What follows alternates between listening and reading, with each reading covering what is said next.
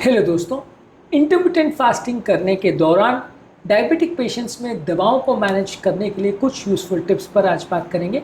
Intermittent fasting जब शुरुआती period में आप डायबिटीज़ रिवर्सल के लिए करते हो तो सबसे बड़ा प्रॉब्लम इसमें दवाओं का मैनेजमेंट आता है, क्योंकि इस तरह के पेशेंट्स में कई बार बहुत सारी दवाएं चल रही होती है जिसका मैनेजमेंट करना अपने आप में एक कॉम्प्लिकेटेड इशू होता है। लोग इसे मैनेज नहीं कर पाते हैं और जिसकी वजह से लोग कई बार फास्टिंग चालू ही नहीं कर पाते हैं, क्योंकि उनको दवाइयों का मैनेजमेंट करने में बड़ा मुश्किल होती है।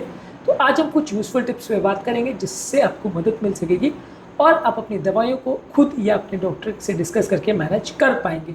टॉपिक पर जाने से पहले जो लोग हमारे चैनल पर नए हैं उन्हें रिक्वेस्ट करूंगा कि चैनल को सब्सक्राइब करें, वीडियोस को लाइक करें, शेयर करें, फॉलो करें, कमेंट करें, पूरा देखें। चलिए शुरू करते हैं वीडियो।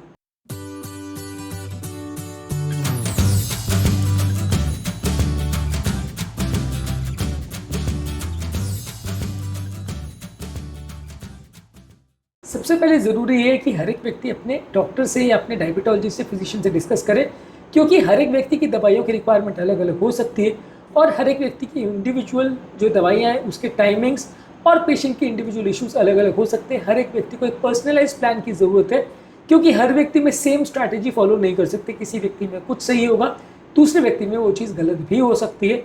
इसलिए आपको एक पर्सनलाइज प्लान की ज़रूरत है जो आपकी मेडिसिन को बेटर मैनेज करने में मदद करेगा।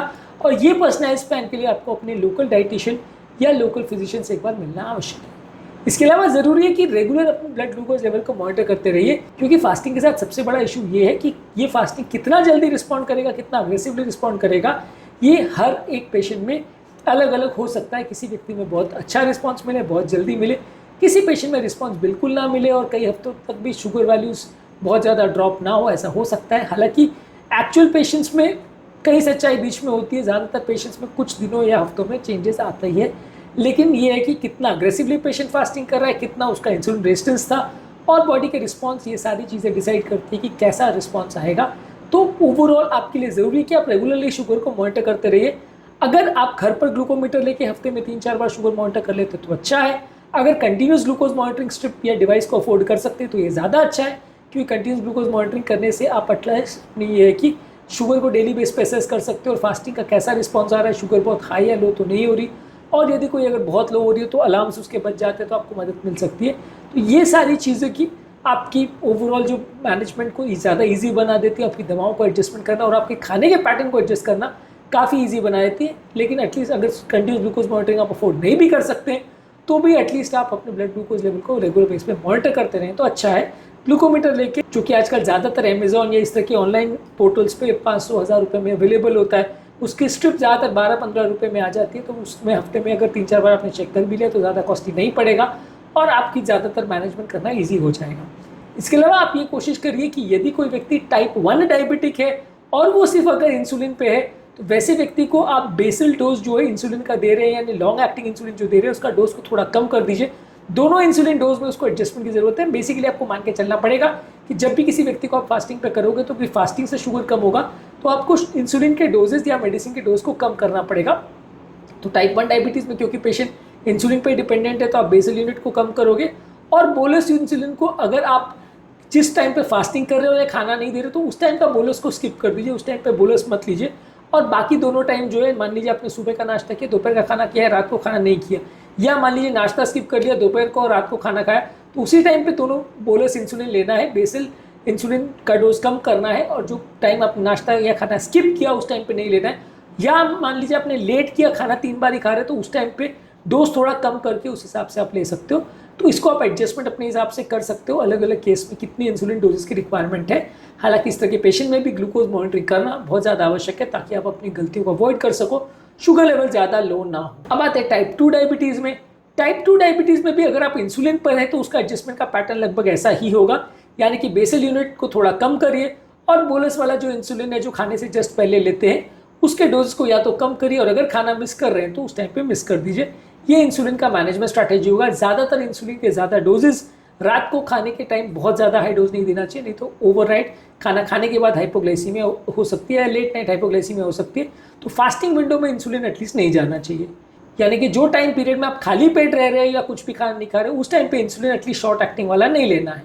इसके अलावा जहाँ तक मेडिसिन का सवाल है, सल्फोनाइलुरिया और मेग्लिटिनाइड ये दोनों मेडिसिन जो है इंसुलिन लेवल को बढ़ा के शुगर लेवल्स को कम करती है, तो ये दवाई से हाइपोग्लाइसीमिया होने का रिस्क होता है। तो इनके डोजेस को कम करना पड़ेगा और इनके डोजेस को जब फास्टिंग विंडो है उस टाइम पे नहीं लेना है, जब खाने का पीरियड है उसी टाइम पे खाने के आधा घंटा पहले लेना है। इसके अलावा जो मेटफॉर्मिन दवा है इसका ज़्यादातर फूड से उतना ज़्यादा लेना देना नहीं होता है, इसलिए इसको आप फास्टिंग विंडो में भी यूज़ कर सकते हो, चलेगा।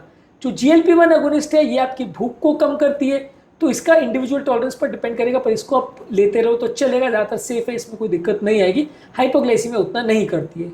SGLT2 इनहिबिटर जैसे डेपाग्लिफ्लोजिन, एम्पैग्लिफ्लोजिन, ये जो है दवाइयाँ थोड़ा सा डिहाइड्रेशन कर सकती है। अगर आप प्रोलॉन्ग फास्टिंग कर रहे हैं तो इसमें आपको थोड़ा लेने के बाद भूख ज़्यादा लग सकती है। पानी थोड़ा ज़्यादा पीते रहिए, अपने बॉडी के शुगर लेवल्स को प्रॉपर मॉनिटर करते रहिए और अपनी भूख को प्रॉपर कंट्रोल करते रहिए, तो इसको लेने में भी कोई खास दिक्कत नहीं है। ये भी एटलीस्ट शुगर वैल्यूज़ को बहुत कम तो नहीं करती है। इसके अलावा DPP-4 इनहिबिटर जैसे सीटाग्लिप्टिन, विल्डाग्लिप्टिन या ग्लिप्टिन, ये जो दवाइयाँ आती हैं ये दवाइयाँ भी फास्टिंग के टाइम ले सकते हैं, इसमें भी डोज एडजस्टमेंट की इतनी ज़रूरत नहीं है। हालांकि ये दवाई भी थोड़ी स्ट्रॉन्ग होती है, तो अपना शुगर वैल्यूज़ को चेक करते रहिए और अगर एक्चुअल में शुगर वैल्यूज़ बहुत जल्दी कम होने लग गई तो फिर सारी दवाइयों के डोज आपको कम करने पड़ेंगे। इसके अलावा अपने फास्टिंग शेड्यूल को ऑल्टर कर सकते हो, आप 16:8 फास्टिंग करिए, सबसे बेस्ट फास्टिंग शेड्यूल है। इसमें आपका 16 घंटे जो फास्टिंग पीरियड है उसमें कम दवाइयाँ रखें, जो फीडिंग विंडो है उसमें ज़्यादा दवाइयाँ रखिए, उसको प्रॉपरली इसी तरह से आप मैनेज कर सकते हैं। इसके अलावा ऑल्टरनेटिव फास्टिंग शेड्यूल रख सकते हैं जिसमें एक दिन खाना है एक दिन नहीं खाना है। इसमें जिस दिन आप फास्टिंग कर रहे हैं उस दिन आप कुछ भी दवाइयाँ मत लीजिए, जिस दिन फीडिंग कर रहे हैं उस दिन दवाइयाँ लीजिए।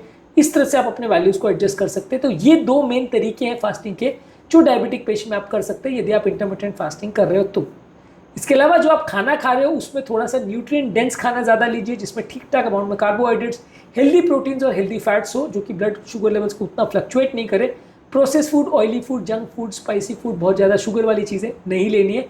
लो ग्लाइसेमिक इंडेक्स वाली कॉम्प्लेक्स कार्बोहाइड्रेट, फाइबर्स और फैट्स इनको ज़्यादा लीजिए ताकि ब्लड शुगर वैल्यूज़ में इतना ज़्यादा फ्लक्चुएशन नहीं हो। प्रोसेस फूड्स वगैरह ज़्यादा मत लीजिए। इसके अलावा ज़्यादा मात्रा में पानी लेते रहिए ताकि बॉडी में डिहाइड्रेशन नहीं हो और आपके शुगर वैल्यूज़ को मेंटेन करना थोड़ा ईजी हो। अगर आपको हाइपोग्लाइसीमिया यानी लो ब्लड शुगर वैल्यूज़ होता है तो ब्लड शुगर को चेक करिए और उस टाइम पे आप फास्ट को तोड़ सकते हैं ग्लूकोज की 1-2 गोलियां या उसका पानी को लेके, और उसके साइंस एंड सिम्टम्स को प्रॉपरली रिकॉग्नाइज करना आवश्यक है। इस तरह के लोगों को थोड़ा कमजोरी होना, चक्कर होना, हाथ पांव कांपना, पसीना आना या बहुत ज़्यादा कन्फ्यूजनल स्टेट होना या बहुत ज़्यादा भूख लगना, इस तरह के सिम्टम्स हो सकते हैं।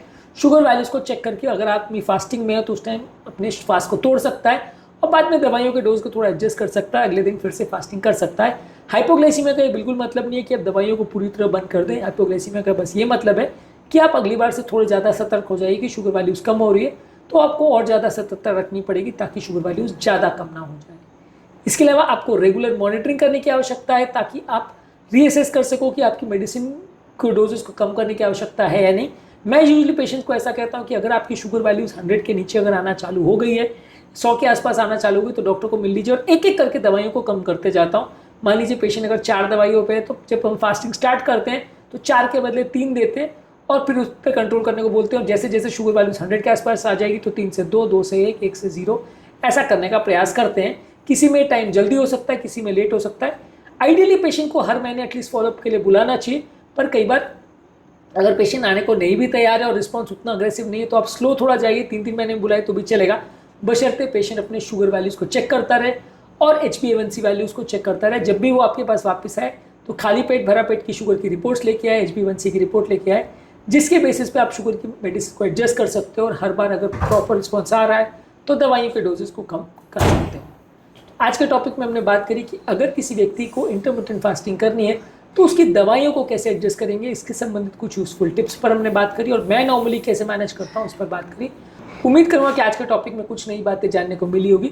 जो लोग हमारे चैनल पर नए हैं उन्हें रिक्वेस्ट करूँगा कि चैनल को सब्सक्राइब करें, वीडियोज़ को लाइक करें, शेयर करें, फॉलो करें, कमेंट करें, पूरा थैंक यू।